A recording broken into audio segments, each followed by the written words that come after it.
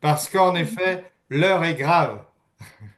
L'heure est grave et avec toutes ces crises, il nous est paru important de vous réunir pour qu'on parle de comment faire face à ces crises systémiques. Alors, crise systémique, ça veut simplement dire qu'il y a plein de crises qui viennent en interconnexion, que ce soit des crises environnementales ou les problèmes climatiques. Notre ami Trump nous fait des petites comment vous dites au Québec, des petites chicanes tarifaires.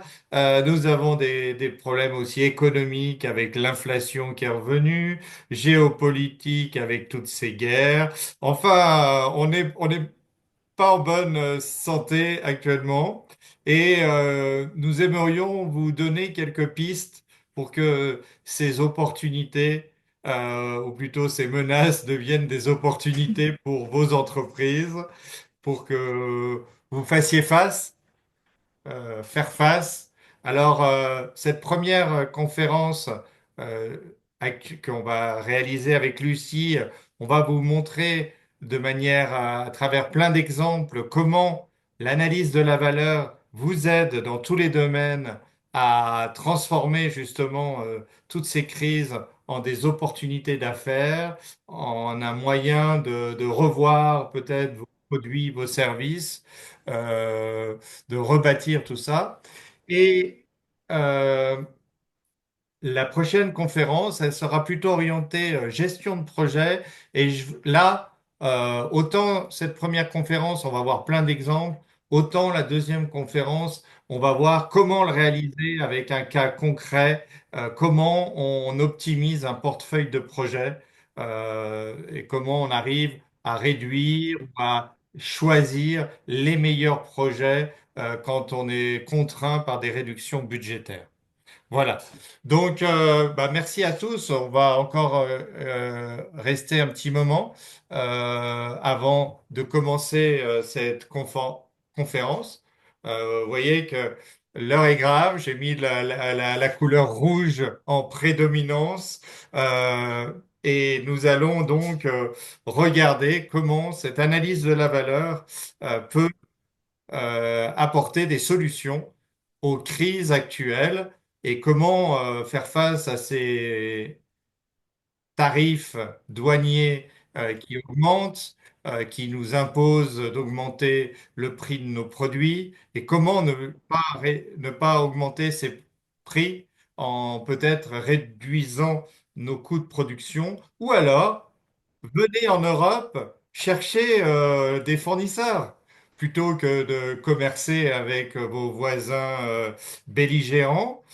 Vous pourriez venir en Europe et je vous assure qu'il y a des fournisseurs qui pourraient peut-être vous apporter des solutions à vos produits, à vos services de bien meilleure qualité et peut-être avec un coût moins élevé. Alors, je commence. Bienvenue à tout le monde. Euh, Toulouse, France. Bonjour. Merci de couper vos micros hein, pour pas être dérangé Toulouse, France. par les chiens ou les conjoints, conjointes ou les enfants qui viennent vous interrompre. Donc, Les chats et chiens. coupez vos micros. Alors, juste quelques mots sur Value Design Institute, parce que vous connaissez peut-être pas. C'est une société professionnelle hein, qui est réunie et qui cherche à réunir toutes les personnes dans le domaine de l'analyse et de la conception autour d'une approche et une démarche que vous allez découvrir aujourd'hui. Un référentiel, on a aussi un logiciel et des certifications qui aident toutes ces personnes à maîtriser les concepts qu'on va vous présenter aujourd'hui. Alors, je présenterai évidemment Lucie hein, et elle se présentera elle-même. Personnellement, donc, j'ai fondé l'Université de la Valeur, vous connaissez peut-être, vous en avez entendu parler, et aujourd'hui, je suis associé à la société Marque Internationale et Martin Parot, euh, et je réalise des analyses de la valeur avec ma collègue Lucie. Lucie, on a la chance de l'accueillir parce que ben, c'est toujours intéressant d'avoir des personnes qui ont beaucoup d'expérience dans la matière, dans le domaine. Elle nous rappelait d'ailleurs récemment que ça a 35 ans, qu'elle fait de l'analyse de la valeur. Donc, elle en a vu passer des crises, elle en a vu passer des produits, elle en a vu passer des constructions à identifier ou à diminuer.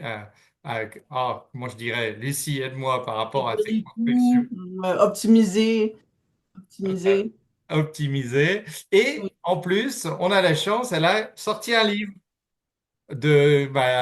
récemment, elle a écrit, disons, toute son expérience dans cet ouvrage et elle nous en fait part. On la remercie parce que c'est important d'avoir toutes les astuces nécessaires pour mener à bien euh, une analyse de la valeur. Donc, n'hésitez pas à lui envoyer un mail à son adresse mail pour acquérir cet ouvrage. Alors, Lucie, je te laisse te présenter rapidement. Oui, bonjour à tous. Je suis contente d'être avec vous. Je suis contente de vous voir. Ben, je vous vois pas, mais je suis contente de savoir que vous êtes là. Et bon, je suis ingénieure industrielle de formation. Ça fait plusieurs années, mais depuis 5 ans à peu près, 34. Ne soyons pas ambitieux. 34 ans, je fais de l'analyse à valeur. Je fais exclusivement de l'analyse à valeur. On a un bureau de consultation, Martin Parot, qui fait que de l'analyse à valeur pour toutes sortes de clients. Autant des clients dans le domaine de la construction que dans le domaine manufacturier, que dans les services, les logiciels. Alors, on a des clients dans tous ces domaines-là. Et notre objectif chez Martin Parot, c'est d'aider ces clients-là à réaliser la meilleure valeur avec leur projet. Donc, comment on peut mesurer cette valeur-là, comment on peut la créer et gérer toute cette valeur. Et c'est pour ça que j'ai rédigé ce livre-là pour mettre tous ces trucs qui sont utilisés couramment avec la clientèle de Martin Parot. Avec nous, on a aussi Andréane Martin, qui est ma collaboratrice, qui m'a aidé aussi dans la rédaction du livre. Donc, elle est là pour nous écouter. Bonjour, Andréane. Bravo aussi. Bonjour Andréane. Alors, on va enchaîner, donc on va commencer cette conférence. Alors, qu'est-ce qu'on va évoquer ensemble?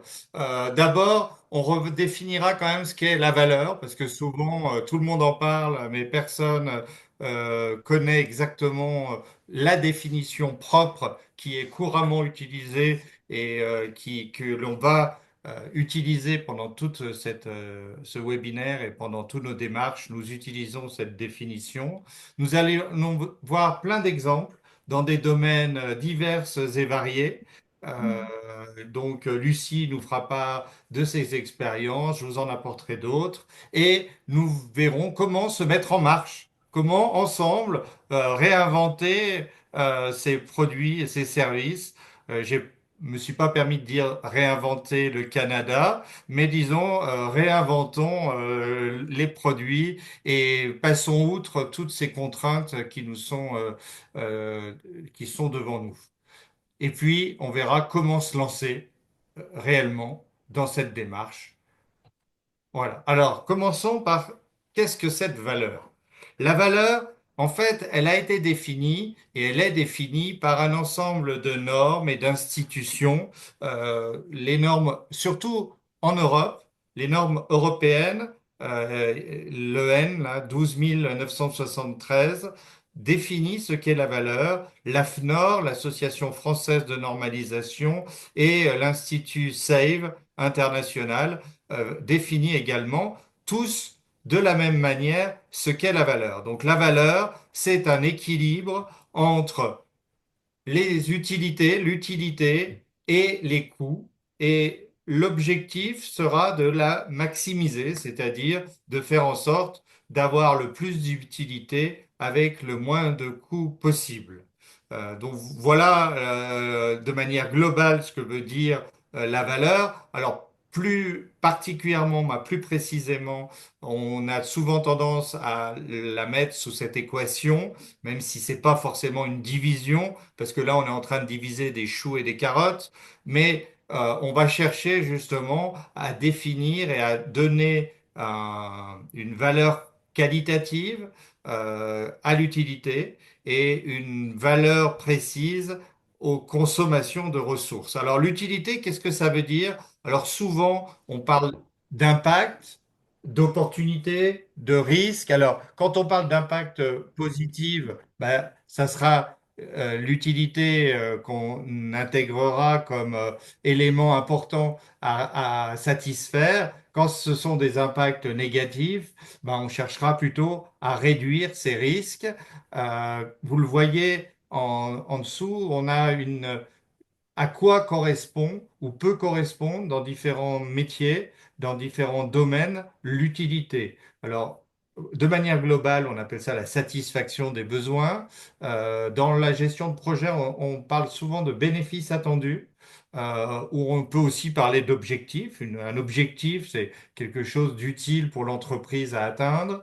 Les impacts, je viens d'en parler. Les contraintes, hein, même si ce sont des utilités négatives, mais il faut le prendre en compte dans cette valeur, les risques. On appelle ça aussi en analyse de la valeur la fonction, les fonctions.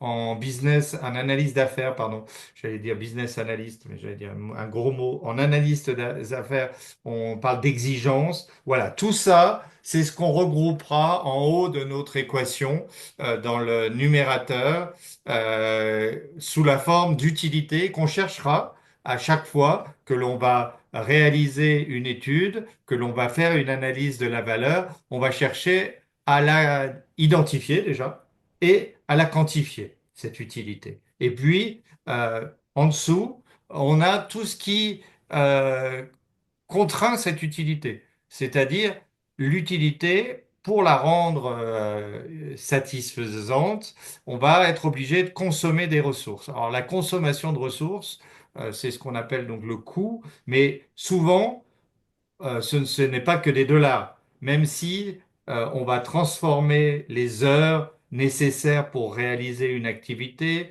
les espaces nécessaires pour réaliser également encore cette activité, l'énergie, les efforts, tout ça, le carbone, la consommation d'eau, tous ces éléments-là seront des éléments que l'on va chercher à réduire et qu'on mettra au dénominateur de cette équation de la valeur qui vient. Donc, en fait, vous avez ce qui est assez logique, hein, si vous voulez aller déjeuner, donc il y a une utilité, là c'est dîner, pardon. Donc là, vous allez aller dîner ou vous êtes en train de dîner.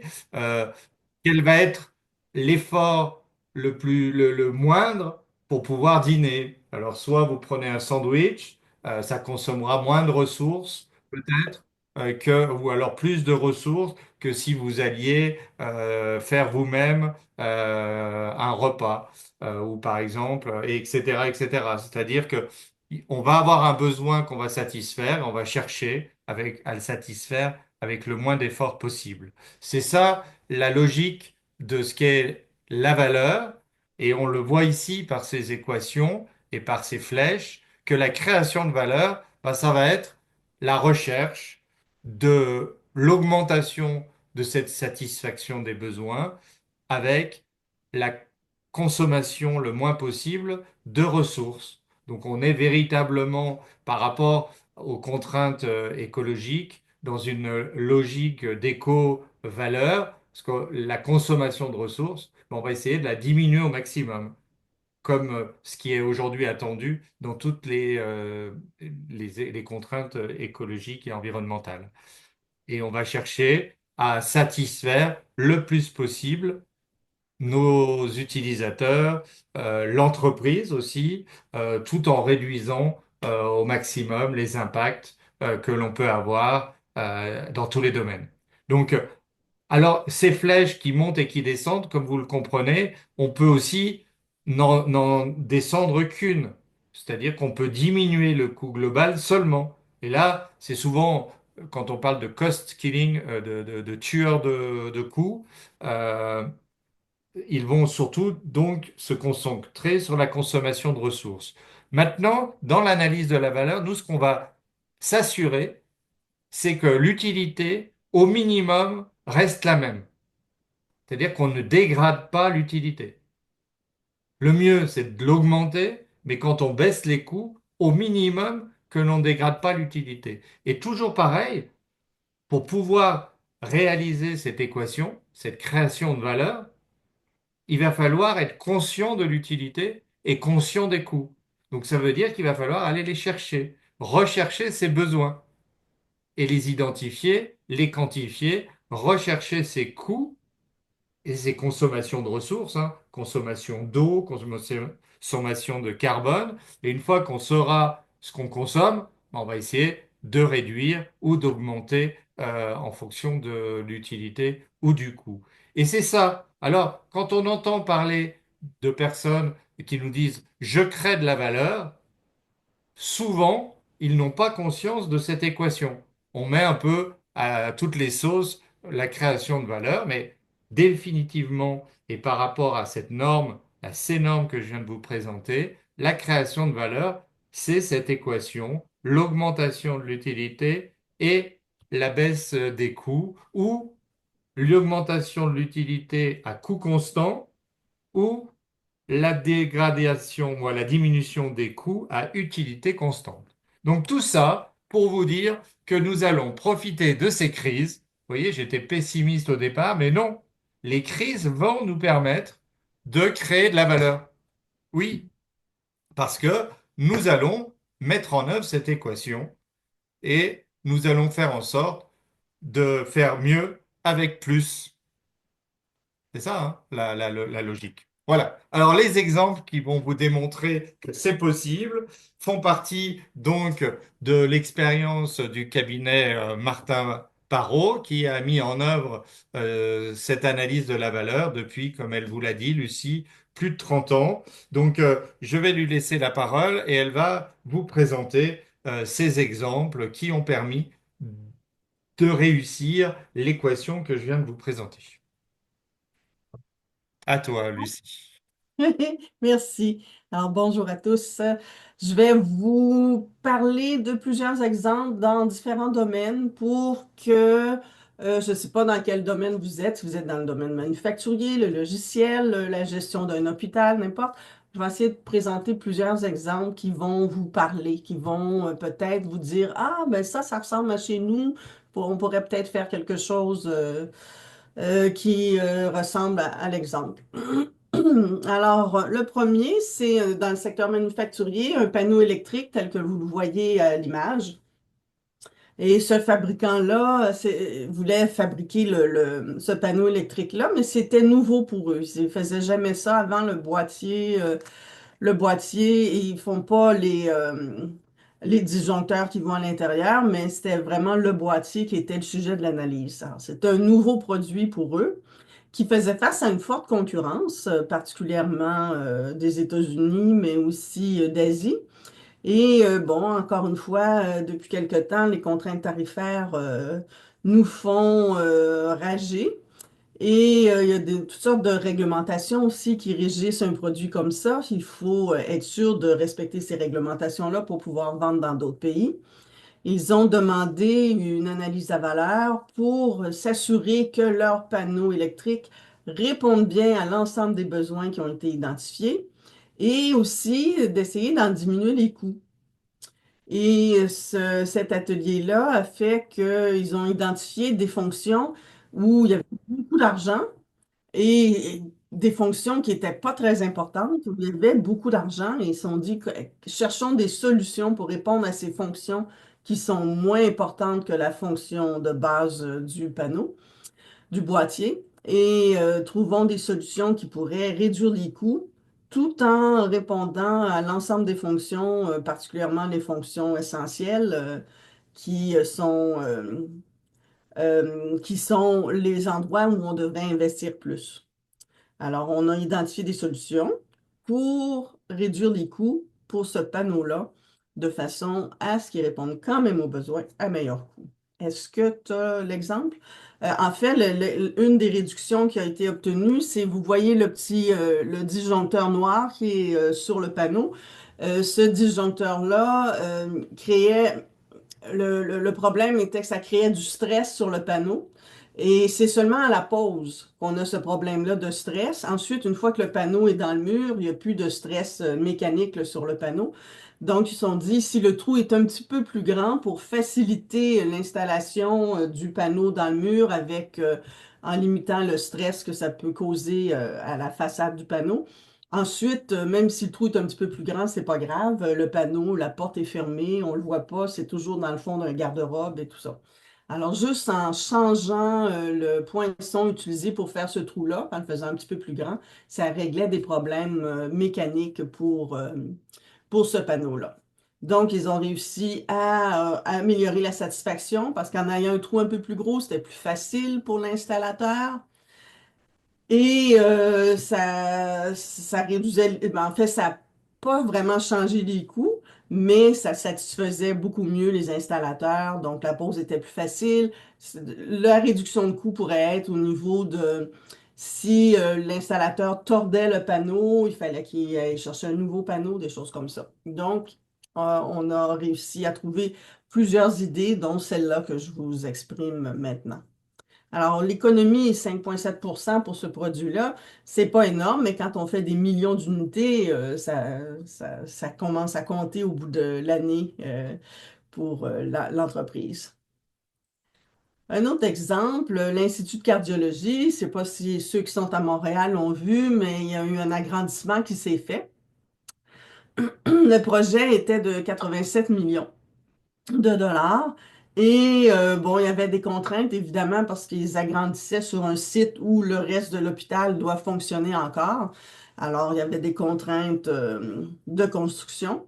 Mais aussi, l'Institut voulait s'assurer d'abord que tous les besoins de ceux qui allaient occuper ce nouvel agrandissement étaient bien satisfaits.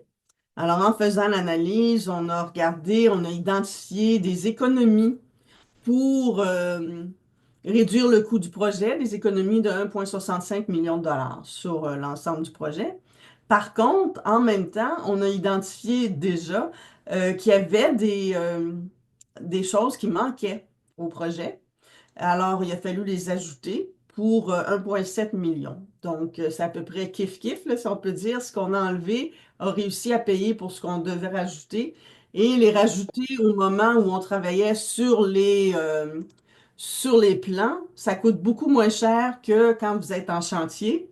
Puis là, vous apercevez que, oups, il manque quelque chose. Ou encore, une fois que vous avez livré l'hôpital à la population de médecins, d'infirmières et de patients qui vont l'habiter.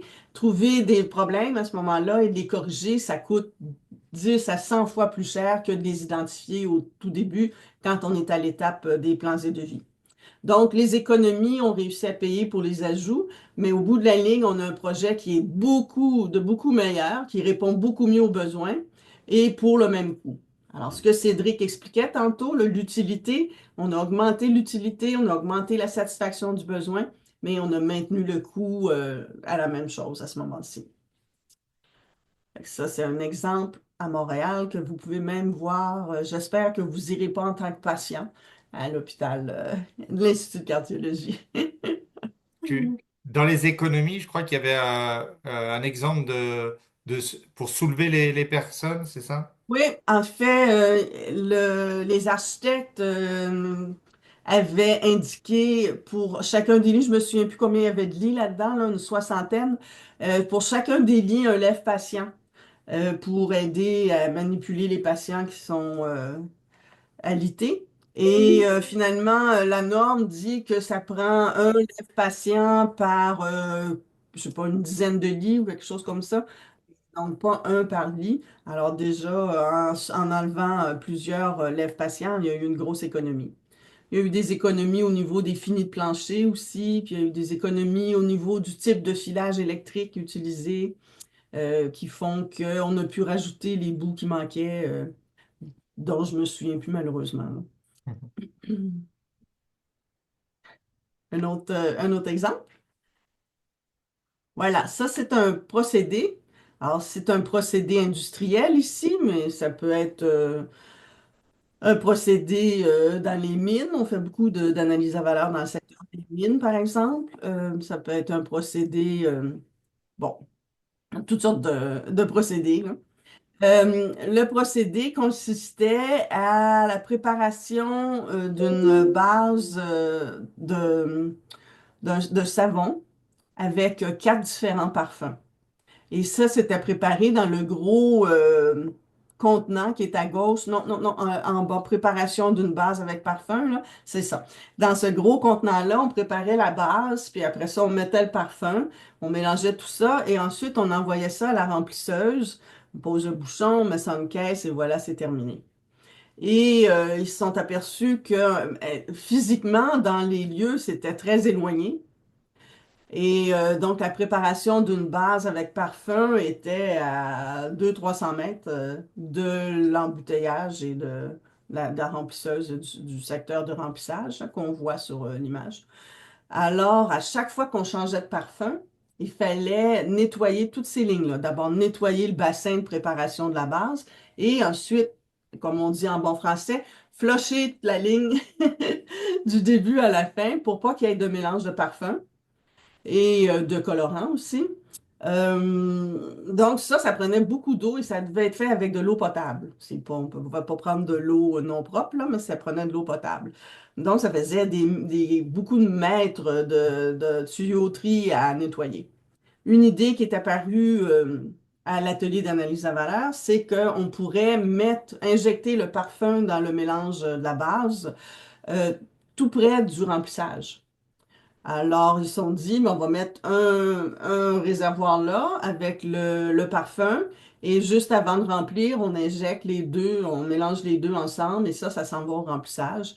Et finalement, ils se sont dit, ben là, ça va faire juste un ballon à nettoyer, puis très peu de lignes à nettoyer quand on fait un changement. Puis là, ils se sont dit, ben ça coûte pas très cher ces petits réservoirs-là, parce que le réservoir de parfum, c'est tout petit comparé au réservoir de la base du savon. Donc, on s'est dit, c'est peut-être encore mieux si on avait quatre petits réservoirs, un pour chaque parfum. Et là, on fait une production de orange mandarine. Ben, on sort, on ouvre le réservoir orange mandarine qui injecte. Et finalement, si on fait lavande, ben, on ferme celui-là et on a juste un tout petit bout à nettoyer. Alors, qu'est-ce qui est arrivé? C'est que là, ce rinçage-là, au lieu de faire toute la distance, c'est qu'on a réduit beaucoup la distance de nettoyage, donc la consommation d'eau. Alors, ces propositions-là, il y a eu plusieurs propositions pour optimiser le savon pour des économies annuelles de 250 000 et l'économie annuelle d'eau de rinçage, c'était de 78 000 litres d'eau. Alors, comme c'est de l'eau potable, c'est de l'eau à Montréal qu'on traite, qu'on travaille et puis qui coûte quand même de l'argent. Fait que c'est intéressant de sauver 78 000 litres d'eau dans ce processus-là. Alors, Alors, ici, deux ouais, économies.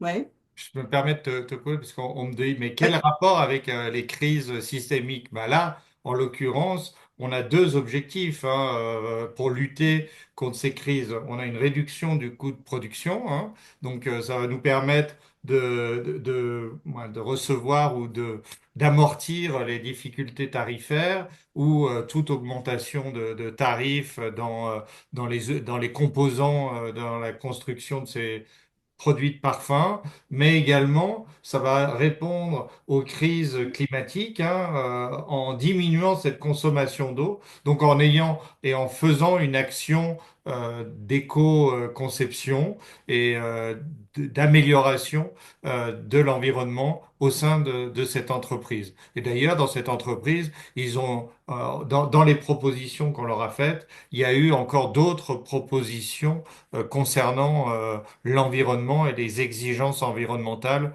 auxquelles cette société était confrontée. Donc là, on a pris l'exemple de ces réservoirs, hein, qui est un exemple parmi l'ensemble des exemples ou des propositions qu'on a pu faire à l'entreprise. Donc c'est cette logique-là qu'on va apporter quand on va mettre en œuvre une étude de la valeur, c'est d'arriver à répondre à ces problèmes qui sont souvent liés et de plus en plus aux crises actuelles et en plus leur permettre d'améliorer ou de mieux répondre et de satisfaire les besoins de toutes les personnes ou des normes ou des exigences réglementaires nécessaires. Voilà. Donc là, on est quand même obtenu 10%, ce qui nous permet quand même d'amortir l'inflation ou autre et d'augmenter, diminuer de 70 000 litres par an, hein. Donc, on a un vrai retombée écologique là-dessus. Alors, ici, L'économie obtenue peut servir à deux choses. Dans un contexte où tout va bien, ça augmente votre marge de profit et tout le monde est content. Dans un contexte de guerre tarifaire et puis les coûts augmentent, l'inflation augmente, tout ça, ben, ça vous permet de maintenir vos prix de façon à être plus compétitif par rapport à votre compétition. Donc, de maintenir vos ventes et de pas perdre de vente parce que votre produit est trop cher. exactement. Alors là, parlons de l'insectarium de Montréal qui lui aussi, euh, j'ai cru comprendre qu'il y a eu des augmentations, donc ça fait partie de ces crises que vous avez subies à Montréal sur les coûts de construction. C'est ça, ces derniers temps, les coûts de construction ont fortement augmenté. Mhm. C'est En ça? fait, depuis la pandémie, on voit une hausse des coûts de construction absolument épouvantable.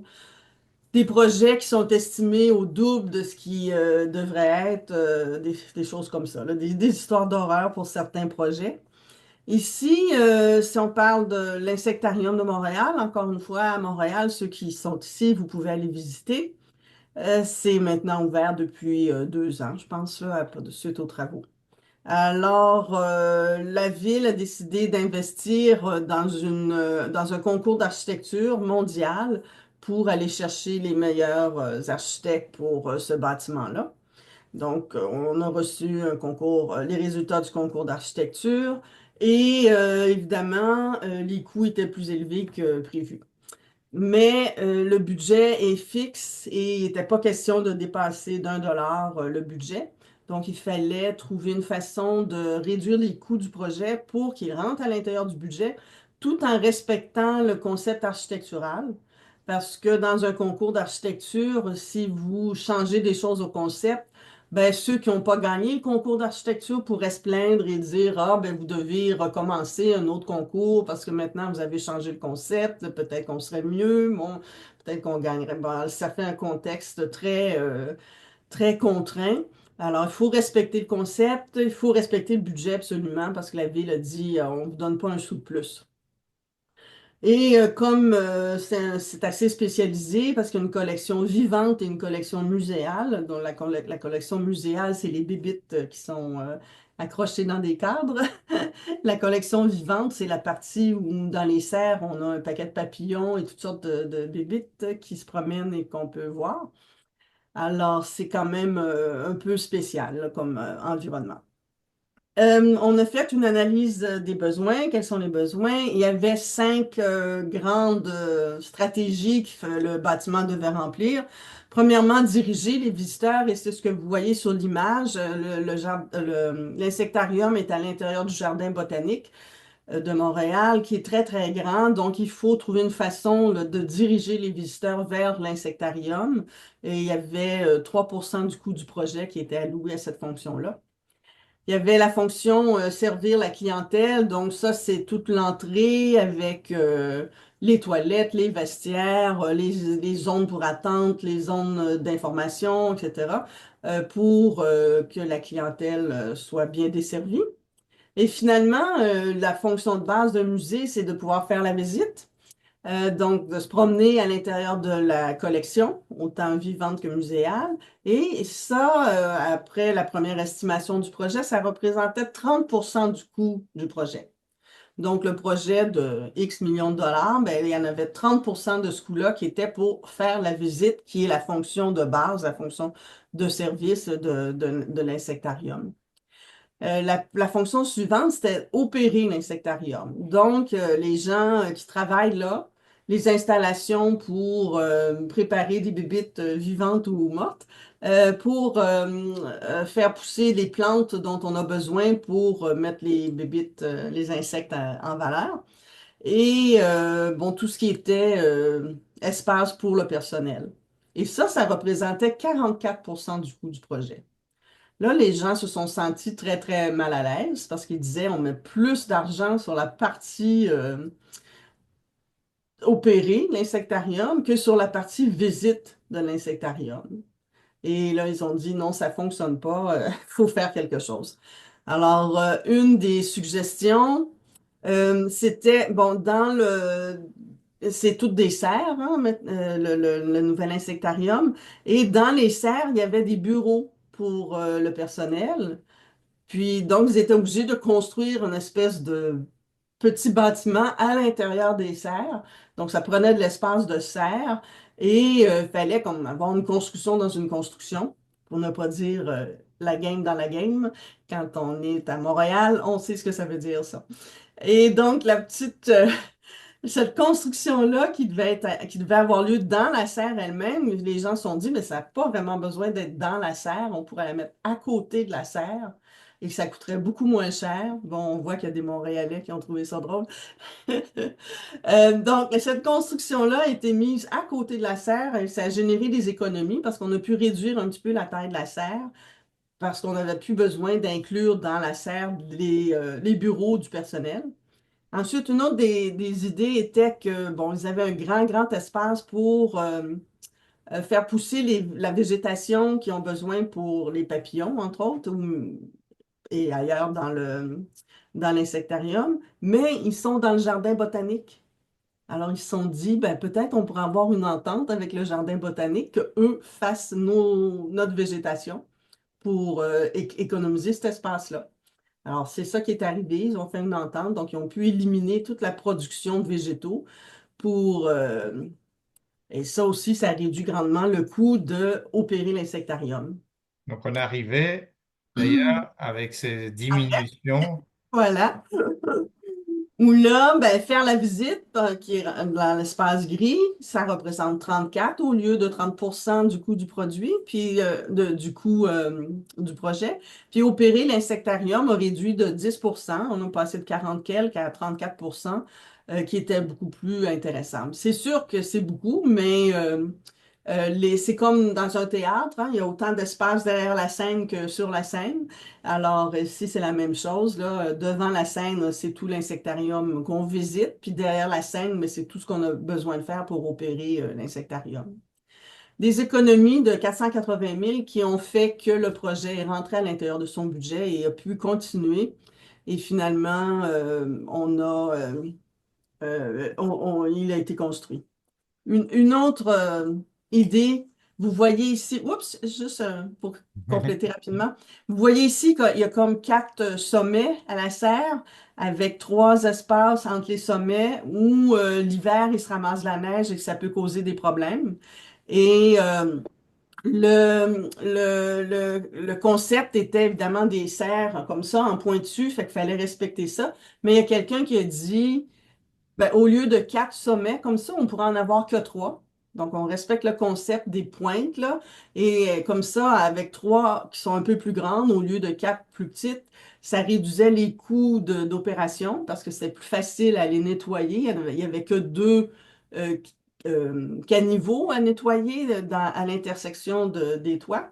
Et ça réduisait aussi la quantité, les coûts d'installation de tout ce vitrage-là. Alors, Et c'est une idée C'était qui a... ouais, c'est intéressant quand tu parles que des personnes ont dit, en fait, les interventions et les études d'analyse de la valeur qu'on réalise, on le fait avec ces équipes pluridisciplinaires, donc sont présents lors de l'étude des architectes, mais aussi des concepteurs, des réalisateurs, des personnes qui vont avoir à opérer l'insectarium. Enfin, on réunit tout le monde autour de la table. C'est ça qui est intéressant. Et nous, particulièrement, on récolte ces informations, on anime ces tables et ces réunions pluridisciplinaires. Mais voilà, c'est essentiellement les personnes qui sont présentes, qui font part de leurs idées. Mais nous, on est le garant. C'est ça. On va garantir que ces idées n'affectent pas l'utilité et réduit bien le coût.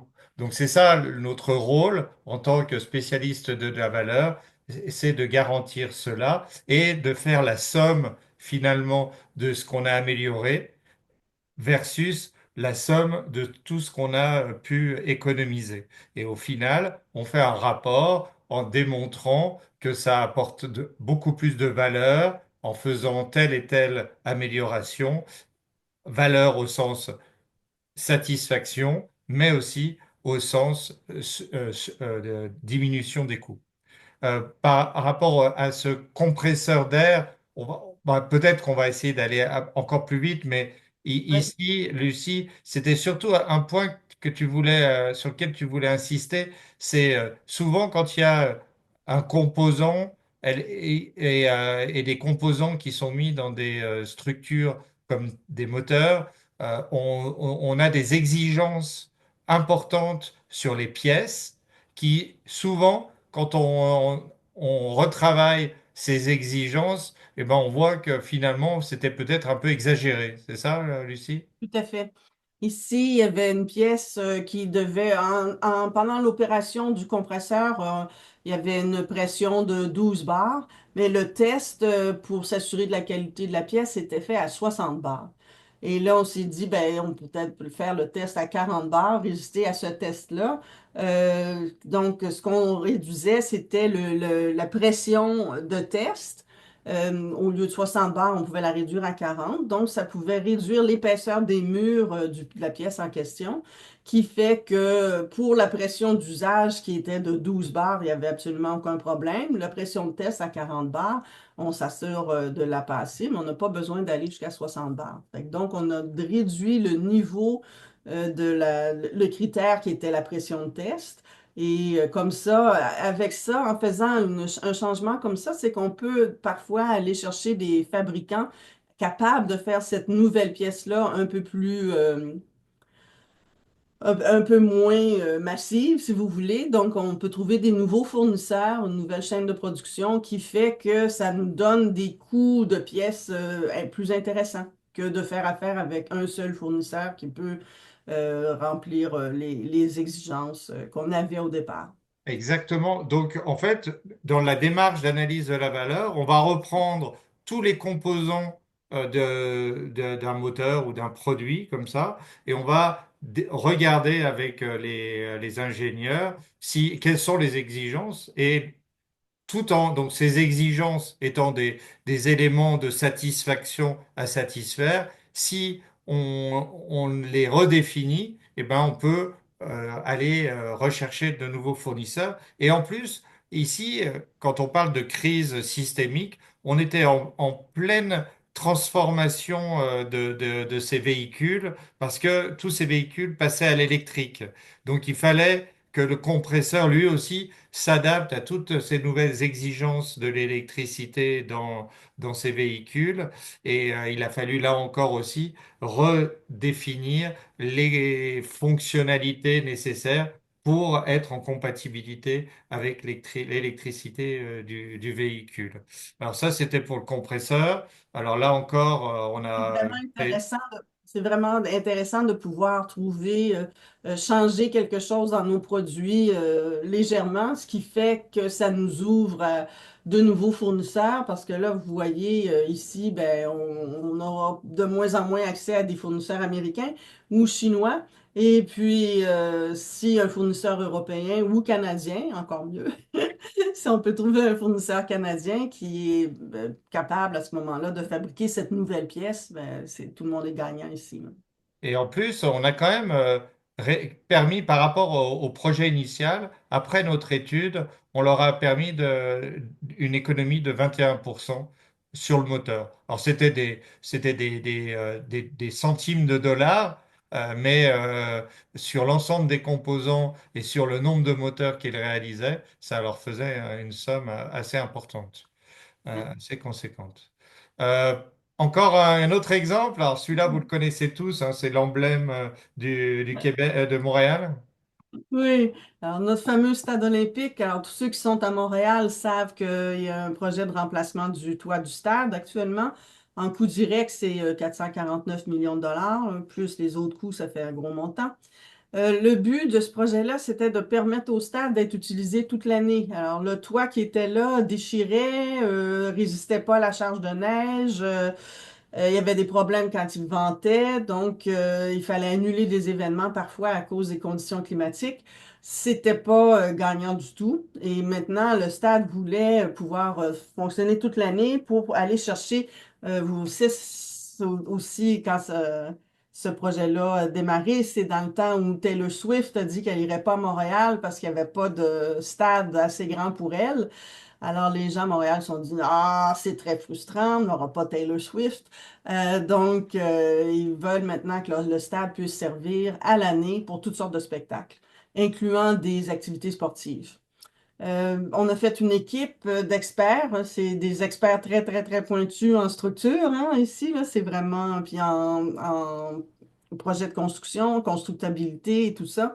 Et on a identifié c'était quoi les besoins, ensuite quelles sont les idées. 65 propositions ont été développées avec des économies potentielles de 48 millions de dollars quand même. Fait que c'est 10% du coût du projet là, qui pourrait être réduit tout en répondant à l'ensemble des besoins de façon à ce que le stade soit utilisé toute l'année. Bon, malheureusement, je ne peux pas en donner plus par rapport à ça, mais c'est vraiment ici une réponse à une crise.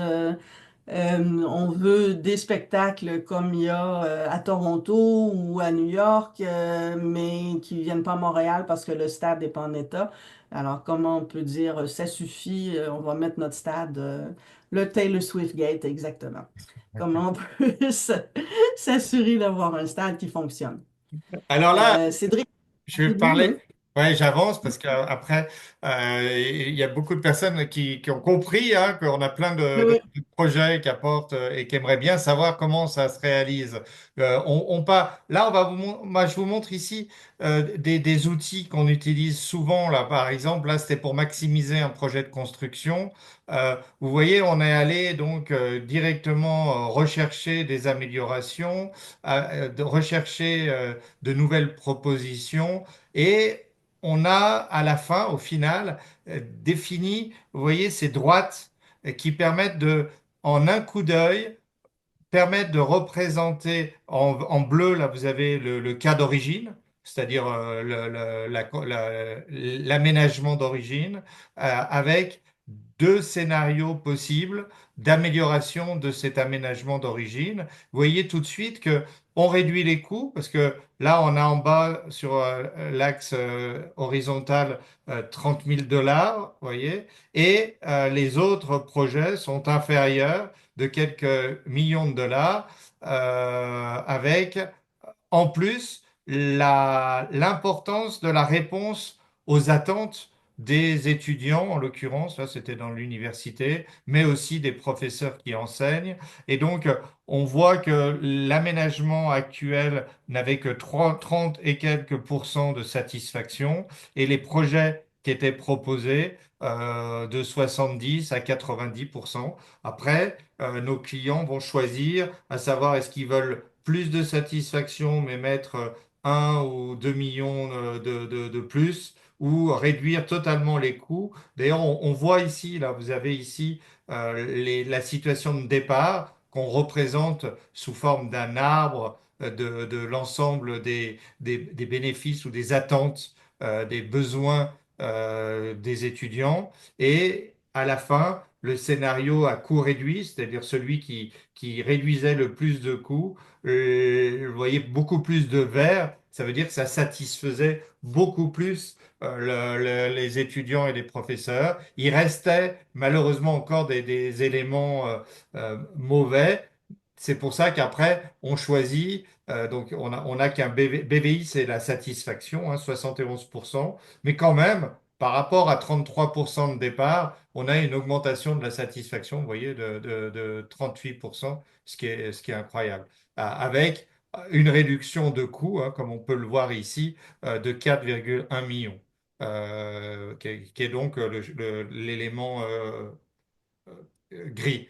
Alors un autre exemple encore, alors là on en reparlera beaucoup lors de du prochain webinaire quand on parlera des portefeuilles de projets, mais pour ceux qui ne peuvent pas y assister, je vous montre ici un exemple où on a un portefeuille ici de 56 projets qu'on va cumuler par la valeur et on se rend compte justement à un point d'inflexion ici qui nous dit, tiens, à partir de 36 projets, bon, on n'augmente plus beaucoup la valeur, on n'est qu'à 10% d'augmentation de valeur pour un écart de 2 millions d'euros dépensés. Donc, qu'est-ce qu'on fait de tous ces projets qui sont là? Est-ce qu'on s'arrête ici? Et ce qu'a fait notre client, en fait, c'est qu'il dit on s'arrête ici, on gagne 2,3 millions et on prend, bah eux, ils ont pris des nouveaux projets qui leur permettaient de combler l'écart des 10%, même ils sont même montés à 75% de satisfaction. Donc ça veut dire que finalement, ils ont fait une économie de 1,4 million en augmentant la satisfaction à 75% et en prenant, vous voyez, et en ne dépensant pas les 3,8 millions qui étaient prévus. De la même manière, ici, dans un projet informatique, on a identifié ou on a comparé un ensemble de scénarios d'informatisation, la gestion documentaire, d'autres systèmes de briques, de must-have, ou enfin des scénarios, et on se rend compte, vous voyez, par rapport aux charges de fonctionnement, hein, c'est les coûts pérennes, euh, vous aviez une réduction entre ce scénario qui était une gestion documentaire et le scénario qui était prévu par du développement spécifique et autres. Vous aviez une réduction de 64% des coûts pérennes et une augmentation quand même de la satisfaction, vous voyez, de 69%. Alors on n'atteint pas les 88% attendus, mais est-ce que ça vaut pas le coup? Enfin, on a quand même une augmentation par rapport à l'existant de 49% de satisfaction. Est-ce qu'on veut mettre et avoir des 300 000 de plus pour atteindre 90%? Ça, c'est au client de choisir. Mais au moins ici, il a une manière de choisir comment réduire ses coûts de fonctionnement ou comment réduire son portefeuille de projet. Voilà. Donc tous ces résultats sont là pour aider à faire face à toutes ces crises actuelles. Vous l'avez vu, on a même des crises écologiques qui peuvent être résolues en faisant de l'éco-conception avec la valeur. On arrive à rechercher de nouveaux fournisseurs, à diminuer les coûts de construction, à répondre mieux aux attentes, à mieux définir des portefeuilles de projets, savoir où couper en faisant le moins de mal possible, parce que souvent on coupe, après les problèmes arrivent bien plus tard. Donc là, on les anticipe et on dit quels sont les éléments les moins importants qui apportent le moins de valeur par rapport à ces contraintes. Alors comment on réalise ça? Vous l'attendez tous, hein, donc j'ai vu que vous aviez des questions. Mais comment vous le faites? Dans quel délai vous le faites, etc. Déjà, on a toute une palette d'outils qui sont des outils de l'analyse de la valeur, plus d'une trentaine, qui nous permettent d'aller creuser l'information et proposer des représentations de la valeur qui aident les dirigeants à choisir les meilleures manières de couper ou d'améliorer leurs produits. Euh, Nous avons aussi une démarche structurée en quatre roues itératives qui permet de manière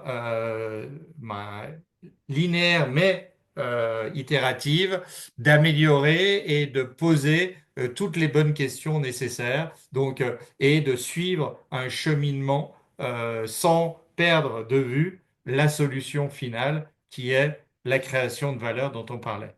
Et puis, comment et combien? Ben, généralement, on arrive à faire, oups, ces études de la valeur en 24 heures. Alors, 24 heures, c'est pas 24 heures une journée, c'est pratiquement 8 ateliers de 3 heures. Souvent, là récemment, ben, quand on parlait de l'aménagement des sous-sols là. On a fait 2 jours consécutifs. Donc on réunit tout le monde autour de la table pendant 2 jours. On est entre 15 et 16, 20 personnes.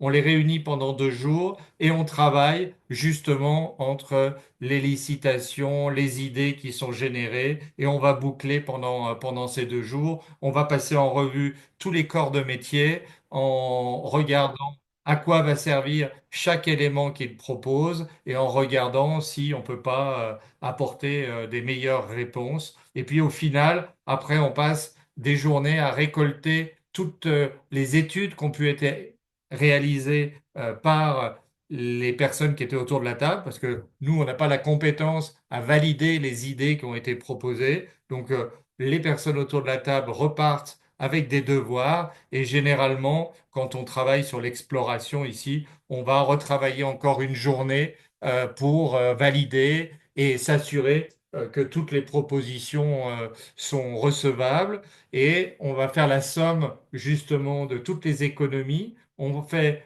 la différence d'amélioration de la satisfaction des besoins et au final, on rend un rapport qui permet de comprendre combien et quelle est la valeur et comment on a pu créer de la valeur suite à cette étude. Alors généralement, vous voyez, les budgets pour mettre en œuvre cette étude tournent autour de 15 à 30 000 dollars. C'est rien par rapport aux millions de dollars qu'on permet d'économiser dans ces études.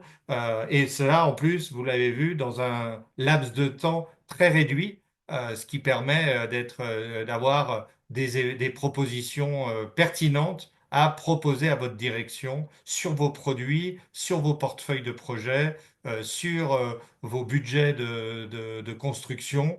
Là, ces derniers temps, on n'arrête pas d'avoir des demandes sur comment réduire mon coût de construction. Aujourd'hui, on dépasse les budgets, on ne peut pas se permettre de les dépasser. Comment on fait? Est-ce qu'on est obligé? Et voilà, sur quoi il faut couper, etc. Donc, en gros, en moyenne, par rapport aux missions qu'on a pu réaliser et les 35 ans de Lucie, on a essayé d'en faire une moyenne. En gros, on arrive à des augmentations de satisfaction incroyables.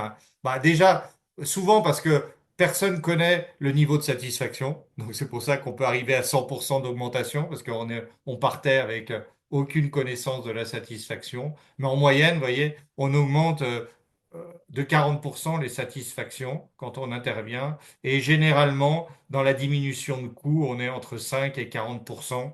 On s'est amusé à calculer la moyenne. On était autour de 17,8% de réduction de coûts sur toutes les études qu'on a pu faire. Et ce que on aime bien parler, c'est de ce que ça vous coûte de notre intervention et de combien vous pouvez économiser pour 1 dollar que vous avez dépensé dans notre étude. Vous voyez, ça peut être assez impactant. Et puis, ces derniers temps, on fait aussi des améliorations dans la partie bilan carbone, énergie, consommation d'eau, vous l'avez vu, donc des bilans sur les impacts très positifs. Maintenant, il n'y a plus qu'à. Donc, on vous laisse partir et revenir vers nous pour mettre en œuvre ces études. Alors, voilà toutes les possibilités que vous pouvez, auxquelles on va pouvoir répondre avec vous par rapport à ces crises. Et puis, si vous voulez devenir des personnes qui réalisent ces études et qui peut permettre de le mettre en œuvre dans vos entreprises, on a ces certifications, ces formations que l'on propose. Même, je vous ai fait un code de réduction, si vous le voulez, pour la prochaine session qui aura lieu en juin. Voilà, écoutez,